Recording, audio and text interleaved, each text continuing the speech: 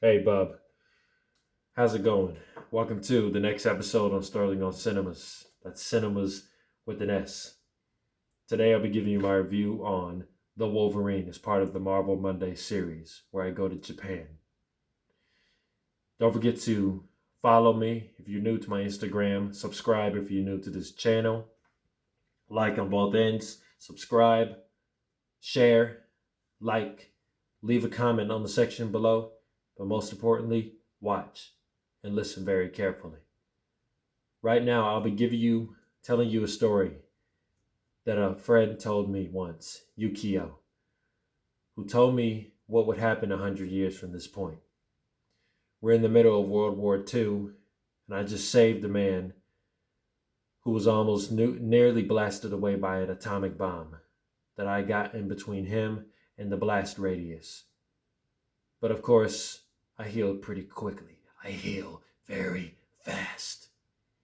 But 100 years later, I was lured to a Japan that I haven't seen since World War II.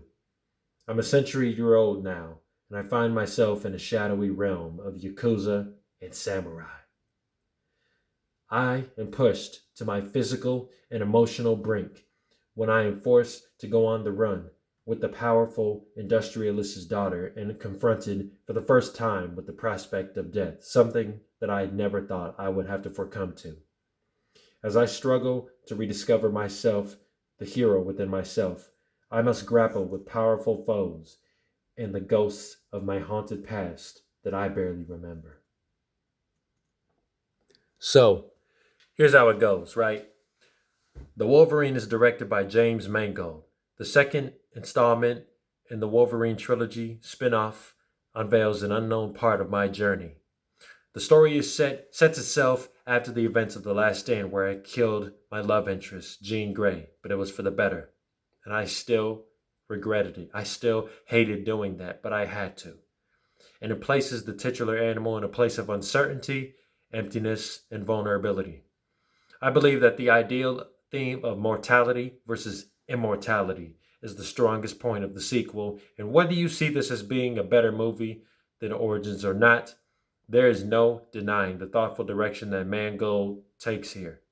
They could have easily made Wolverine 2 what it was without the central theme of being mortal versus immortal, and it could have turned out to be just like its predecessor, where it feels to be structured like an origin tale, despite already having the adamantium merged with my internal skeleton.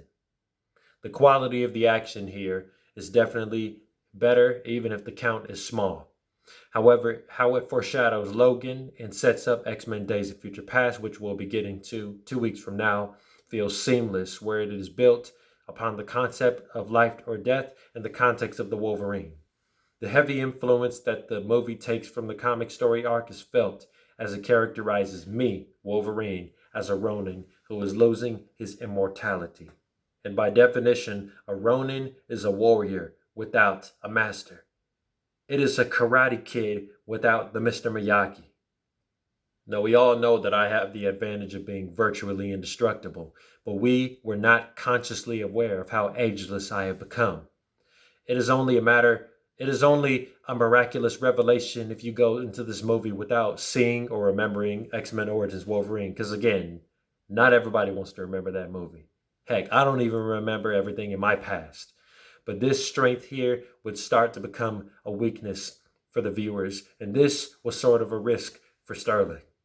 The risk of making Wolverine physically vulnerable is something that only nails the character on the head deeper than where he already was by the end of The Last Stand.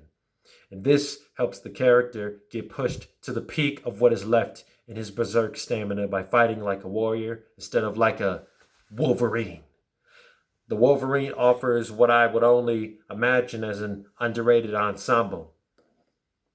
Now, excuse me if I say this wrong, but Tao Okamoto's Mariko seems like a defenseless damsel in distress because we see the Yakuza constantly kidnapping her. Wouldn't be the first time, bub. But this is really because she is getting passed on a strong legacy by her grandfather, which I will talk about later. So really, she is not getting kidnapped because she is weak. She is getting kidnapped because she is strong within the family. She is the next person down for the family royalty and the family business to get passed on to. The major supporting players like Yukio, Shingen, Viper, Harada, and Noburo, the Minister of Justice, would help to add significance to the themes or have a great dynamic with each other. For Yukio, the one that tells me what's happening, the story that I'm telling you right now, that's going to happen in a century. She's a very skilled warrior who can foresee people's death, including my own. I can't tell you guys when I leave this earth. Shingen feels that Mariko is too weak to take over for Ikaro Yashida. So he feels compelled to finish what he started. Now, Lady Viper, or Madam Hydra as she's known to that other A-team, the Avengers, is the one who unfortunately causes me to become weak throughout most of the film. Now, we just gotta acknowledge the fact that, she's looking great. She's actually the only live-action comic book character to still wear leather instead of some modern makeover like armor or pads or Kevlar.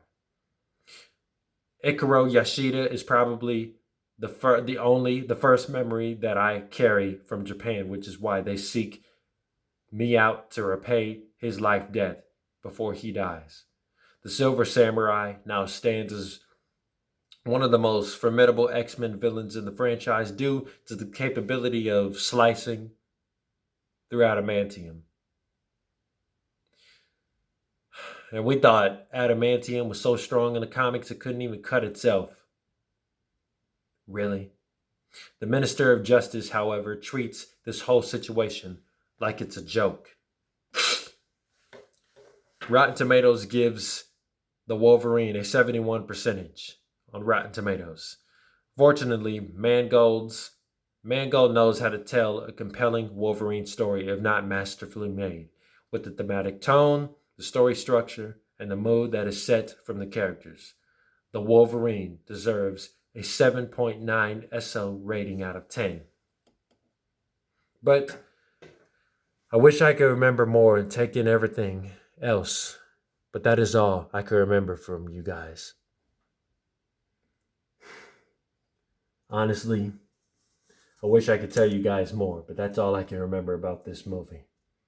But that is Sterling's review on The Wolverine. Tell me what you all think, Bob. And most importantly, watch the movie if based off of how you feel about the review.